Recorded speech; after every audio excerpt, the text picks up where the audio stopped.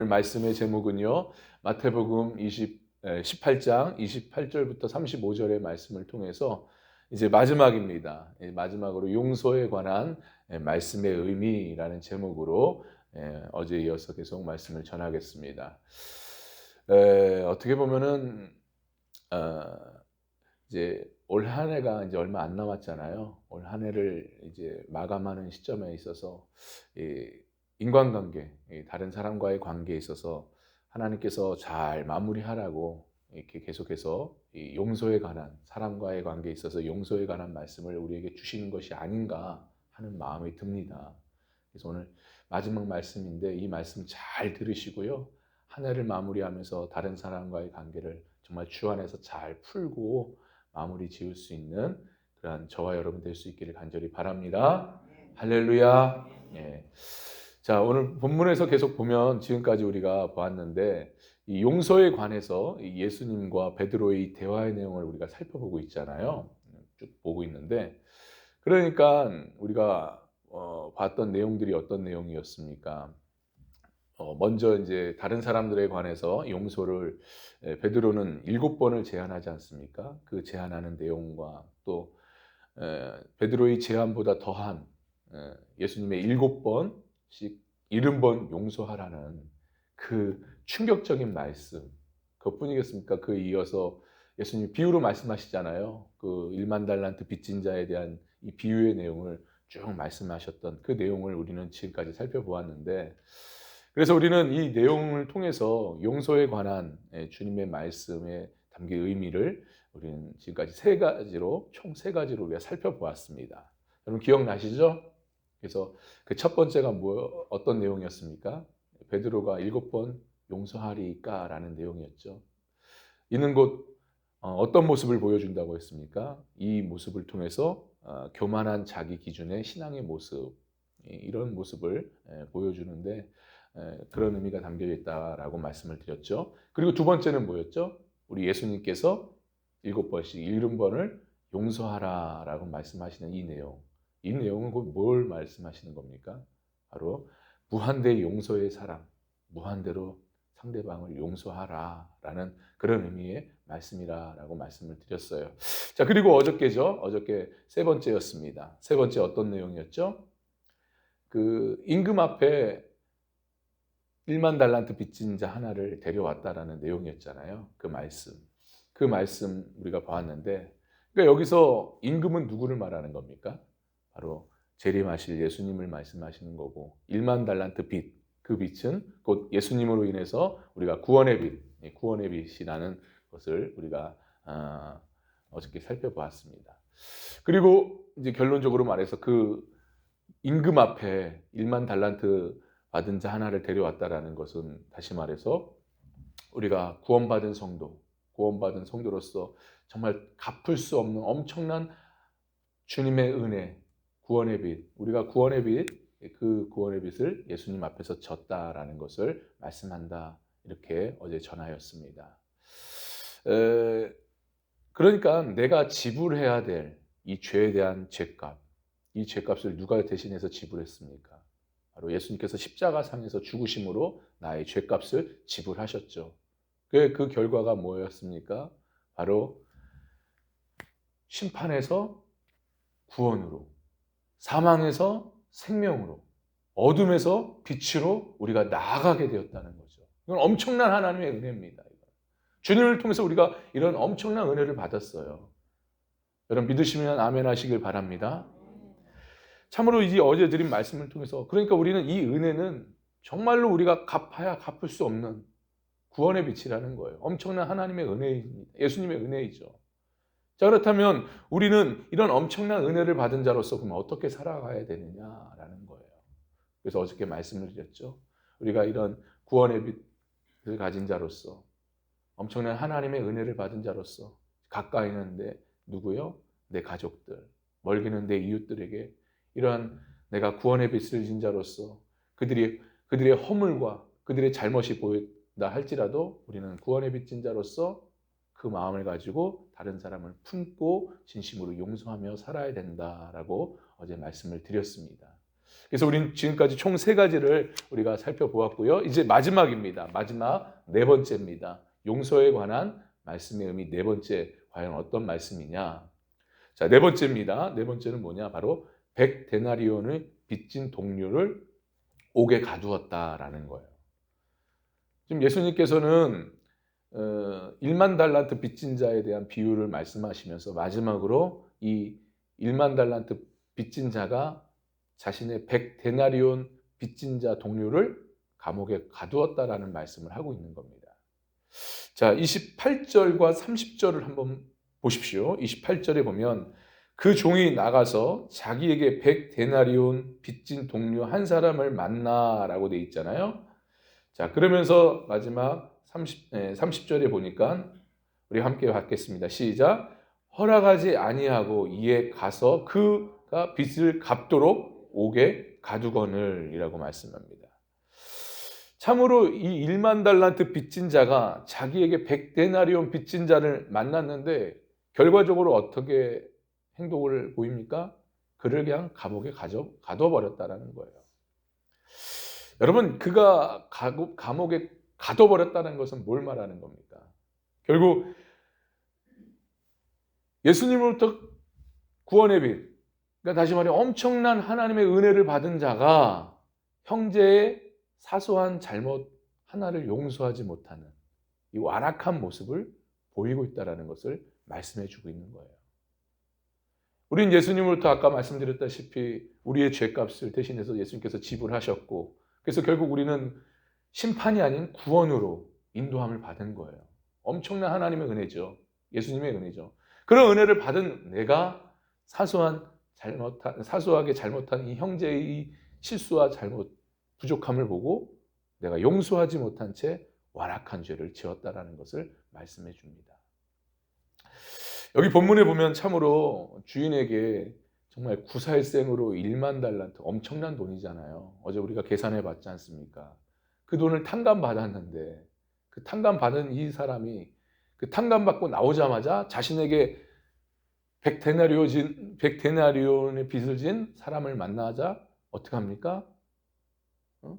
멱살을 잡고 돈을 갚아라 막 강요를 하지 않습니까? 그러면서 이 돈을 못 갚을 것 같으니까 어디다 집어넣어요? 감옥에다 그냥 냉큼 집어넣어 버리지 않습니까? 참 어이없는 모습 아닙니까? 어이없는 짓을 하고 있는 거 아니겠습니까? 생각해 보세요. 어떻습니까? 여러분, 이 1만 달란트 빚진 자 오늘로 말하면 얼마라고 했습니까? 기억나시죠? 무려 4조 2천억 원이나 되는 돈을 탕감받았어요. 근데 오늘 100데나리온, 오늘로 말하면 얼마인지 아십니까? 이것도 계산해 보니까 약 700만 원 정도 되더라고요. 물론 이 700만 원이야 없는 사람한테는 큰 돈이겠지만, 그러나 4조 2천억 원이나 탕감받은 자로서 700만 원 충분히 탕감해 줄 수 있는 거 아니겠습니까? 그러니까 그에 비해서 60분의 1이에요. 60분의 1밖에 되지 않는 돈입니다. 충분히 탕감해 줄 수 있는데, 그러나 그는 그러지 않았다는 거예요. 오히려 그를 겁박을 하고 협박을 해서 감옥에다 집어넣는, 참 어이없는 일이 벌어지는 거죠. 여러분 어떠세요? 이 내용을 보면서 여러분 어떤 마음이 드십니까? 어떤 생각이 드세요? 사실 이런 모습이 오늘날 나의 모습은 아닌가. 정말 1만 달란트 탕감받은 자처럼 내가 그런 모습으로 살고 있지 않는가. 내가 큰 은혜를 받았음에도 불구하고 다른 사람에 대해서, 정말 다른 사람의 실수와 조그만 사소한 일로 인해서, 아니 그의 연약함을 통해서 저지른 그 잘못에 대해서 내가 참지 못하고 용서하지 못하는 이 완악한 짓을 내가 하고 있지는 않는가 하는 마음이 우리 안에 들지는 않습니까? 저 또한 그런 마음이 들 때가 많아요. 저도 다른 사람들의 행동에 보면 왜 나도 그 잘못을 보여지지 않겠습니까? 저도 때로는 마음속으로 비난하고 정죄하고 용서하지 못하는 마음이 생길 때도 있어요. 근데 오늘 이 말씀을 보면서 바로 이게 내 모습이 아니냐라는 생각이 들었습니다. 자, 그렇다면 우리는 예수님께 이런 엄청난 구원의 은혜, 어떻게 보면 구원의 빚진 자로서 그럼 우리는 어떻게 살아야 하느냐, 어떻게 해야 되느냐라는 거예요. 우리는 어떻게 해야 됩니까? 우리 두 가지로 우리는 이 문제를 좀 해결해야 될 줄 믿습니다. 그 첫 번째가 뭐냐? 먼저 형제의 잘못을 지적하기 전에 우리가 해야 될 일이 뭐겠어요? 참으로 우리가 얼마나 탕감받았는가, 주님으로부터 얼마나 큰 은혜를 받았는가라는 것을 먼저 계산했으면 합니다. 세마였으면 좋겠어요. 그걸 묵상했으면 좋겠어요. 내 죄가 얼마나 큰데 그 죄를 예수님께서 해결해 주셨는데 그 은혜를 받은 나로서 과연 내가 다른 사람을 용서하지 못할 수 있을까라는 그런 부분들을 우리가 깊이 있게 묵상하면 좋을 것 같습니다. 그리고 두 번째는 뭐냐? 둘째는 바로 여기서 말하는 용서인데요. 이 용서의 단어가 어떤 뜻이냐? 바로 놓아주다, 해방시키다라는 그런 의미가 담겨져 있어요. 그러니까 나에게 아픔을 준 그 사람, 나에게 상처를 준 그 사람을 내 마음속에 붙들고 있지 말라는 거예요. 그 사람을 내 마음속에서 내어주라는 겁니다. 그래서 내 마음을 해방시키라는 거예요. 여러분 정말로 그 나에게 상처 준 사람, 그 사람을 내 마음 가운데 가둬놓고 그 사람을 묵상해 보세요. 내 마음에 자연스럽게 뭐가 셉니까? 분노가 일어나고 증오심이 일어나고 막 원망이 일어나고 또 복수심이 일어나지 않습니까? 그러잖아요. 그러면 그때부터가 내 마음이 지옥이 되는 거예요. 지옥이 여러분 따로 있겠습니까? 남을 미워하고 증오하고 복수심을 가지면 그게 바로 지옥이에요, 여러분. 그러니까 내가 내 마음에 붙들고 있는 그 사람, 나에게 상처 주는 그 사람을 내 마음 가운데서 이제 놓아주십시오. 내보내십시오. 그래서 내 마음 가운데 이제는 그 사람을 품을 수 있는 마음을 갖게 해달라고 우리가 기도하면서 정말 그 사람을 진심으로 용서해야 될 줄 믿습니다. 여러분 보세요. 어떠세요? 혹시 여러분 오늘날 살면서 여러분들에게 깊은 상처를 주는 그런 사람들이 있습니까? 그래서 분노와 원망과 복수심을 들끓게 만드는 그 사람, 혹시 그런 사람들이 여러분 마음 가운데 있습니까? 그런 사람이 여러분을 오늘도 괴롭히고 있습니까? 그렇다면 우리는 어떻게 해야 됩니까? 그 사람과 맞서 싸우면서 감정을 드러내면서 죽이니 살리니 하면서 멱살 잡으면서 서로 이렇게 다투어야 되겠습니까? 우리는 구원받은 자로서 무엇보다도 구원의 빚진 자로서 우리는 어떻게 살아야 돼요? 성경의 원리대로 살아야 될 줄 믿습니다. 주님이 말씀하시는 그 말씀대로 살면 되는 거예요. 그렇기 때문에 우리는 어떻게 살아야 됩니까? 앞서 말씀드린 것처럼 우리는 나를 죄와 사망 가운데서 구원해 주신 그 하나님의 은혜를 항상 생각하면서 더 나아가서 내가 내 마음에 붙들고 있는 그 원수 같은 인간, 원수 같은 사람들을 내 마음에서 내어놓아 줘야 되는 거예요. 그래서 우리는 진정 그를 품고 다시금 그를 진심으로 용서해 주는 것입니다. 그것이 바로 주님께서 말씀하시고 우리들에게 가르쳐 주시는 최고의 해결 비법이에요. 여러분, 우리가 잘 알고 있는 손양원 목사님, 사랑의 원자탄 그 손양원 목사님 잘 아시죠? 그분이 어떤 일을 겪었습니까? 자신의 사랑하는 두 아들, 하나들도 아닌 두 아들을 그 원수의 손에서 비참하게 잃어버렸어요. 아니 내 두 아들이 뭘 잘못했길래 그에게 무슨 해코지를 했어요? 뭘 했어요? 근데 결국 그 원수의 손에서 두 아들, 동인이 동신이를 잃어버렸습니다. 여러분 두 아들을 어이없게 잃어버렸는데 어떤 마음이 들겠어요? 죽이고 싶은 마음 들지 않겠습니까? 복수하고 싶은 마음 들지 않겠어요?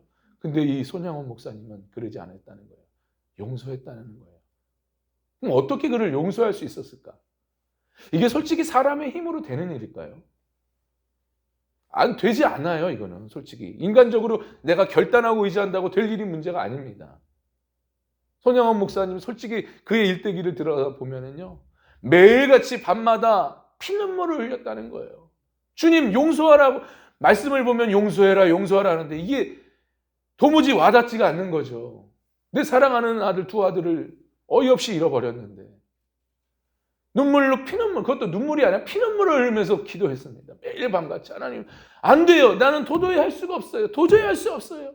하나님 그런데 왜 자꾸만 이 말씀을 주시는 거예요? 용서하라, 원수를 사랑하라, 용서하라는 이 말씀을 왜 그토록 주시는 겁니까? 하면서 막 피눈물을 흘려서 기도했다라는 거예요. 근데 어느 순간에 주님께서 어떤 마음? 구원의 빚진 마음을 주셨다는 것이죠. 네가 받은 은혜와 네가 받은 사랑이 얼마나 크냐라는 것을 주님이 찾아오셔서 그 마음을 확 충만히 허락하셨다는 걸 주셨다는 것이죠. 그래서 그 마음 가운데 그 원수 같은 그 인간을 풀어놓아 주었다는 거예요. 더 이상 그 사람을 내 마음 가운데 묵상하지 않고 그 마음을 마음 가운데 두지 않고 내어놓아 주었다는 것이죠. 그때부터 그 사람에 대해서 마음을 품게 되고 정말 진심으로 사랑하게 되었 그리고 진심으로 용서하게 되었다라는 겁니다. 여러분 그렇습니다.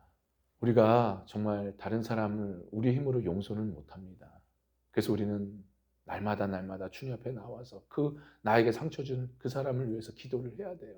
몸부림치면서 손양원 목사님처럼 기도해야 됩니다. 더 이상 형제의 잘못에 대해서 그래서 나에게 상처 준 그 결과에 대해서 묵상하지 마시고 그걸 마음에 가두지 마시고 그걸 내 마음 가운데 붙잡지 마시고 이제 내어놓아서 그 사람을 진심으로 품고 진심으로 용서함을 통해서 이제 내 마음이 지옥이 아니라 이제 심령천국을 이루며 살아갈 수 있는 우리가 돼야 될 줄 믿습니다. 그래서 여러분 제일 먼저 해야 될 일은 주님 손양원 목사님처럼 구원의 빚진 마음을 주시옵소서.